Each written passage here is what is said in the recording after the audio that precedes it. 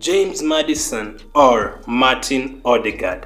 That is the question we are going to be answering in this video. I'm going to be comparing their stats from last season and also take a look at a few eye tests that I noticed, because I usually prefer the eye test to the stats, so we're going to cover both of them. Obviously, we've been linked to both players. Ødegaard is the one who's going to join Arsenal, unfortunately not Maddison. So let's try and compare the two. Make sure to smash the like button and let's get straight into it.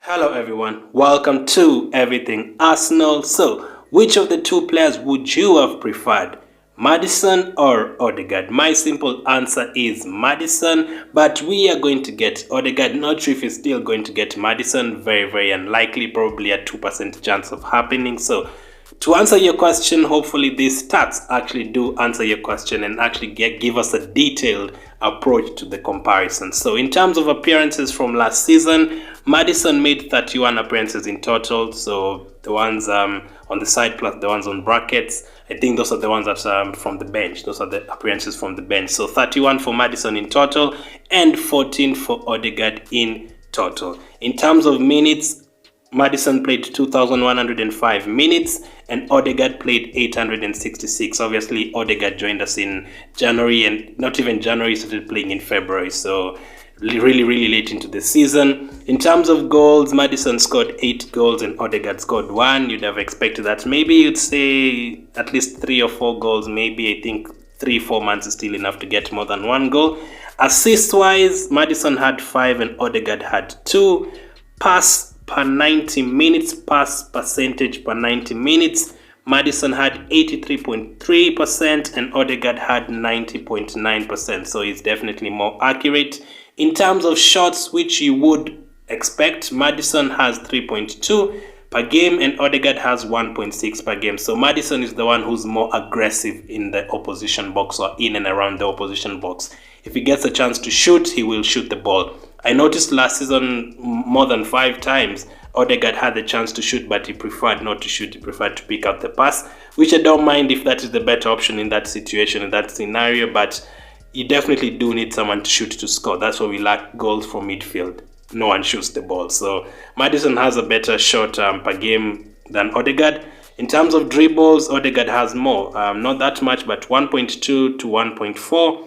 Passes per game, Maddison attempts 43.6 passes per game, or completes 43.6 passes per game, and Ødegaard has 51.5 passes per game. So obviously last season when we had possession in some games, Ødegaard is the one who's probably usually most of the time dictating the play, is the one who's being given the ball most of the times. Passes to Chambers, ball returns to him. He's the one who tries to pick out the passes and everything. So he's the one who usually did that job for us.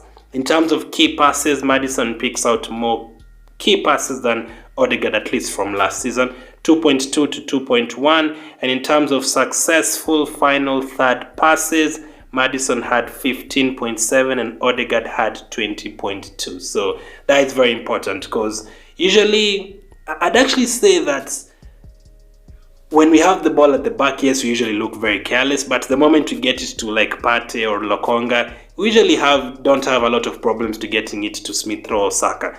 The problem usually develops when now it gets to the final third.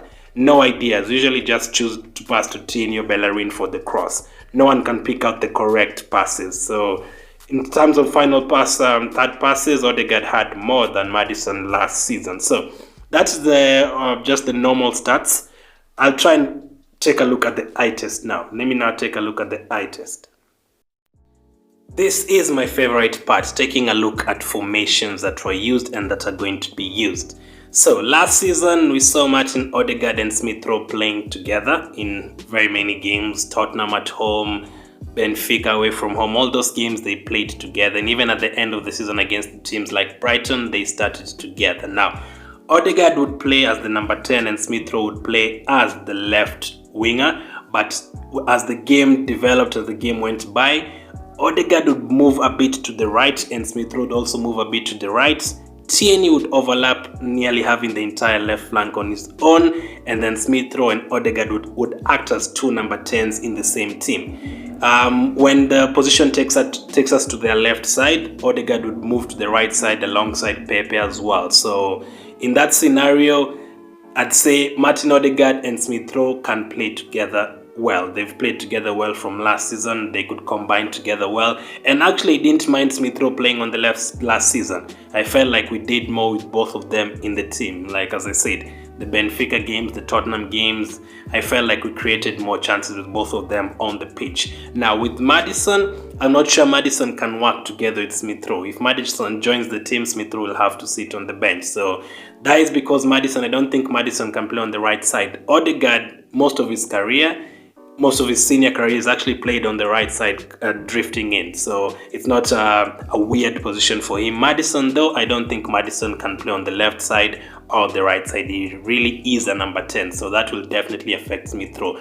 If you're telling Maddison to move to the right to allow Smith Rowe to join him as the both number 10s and stuff, I don't think that will suit him. So in terms of the eye test, that is what I've noticed. Smith Rowe and Maddison probably cannot play together, and Smith Rowe and Odegaard would probably work together like they did last season, and they did very well together on the pitch. So depends on what you prefer. Do you prefer having two number 10s on the pitch? Do you prefer just having one and two wingers? Because Tierney does a lot of work on the left side. That is another advantage. You need someone like Tierney to really cover that left side, and he really pushes forward most of the time. So I don't think we really lack attacking wise on the left side. If you have Smith Rowe and Odegaard on the pitch, no worries. They can both pick out passes for Tierney to put in good crosses, not just random crosses, head crosses, no, good crosses.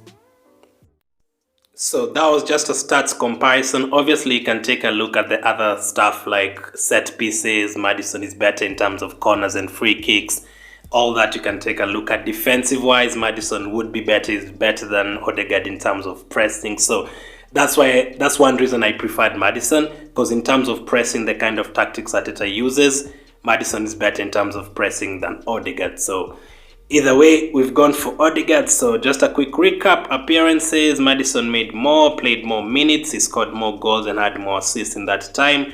Odegaard has a better passing accuracy per 90. Maddison takes more shots. Odegaard makes more dribbles.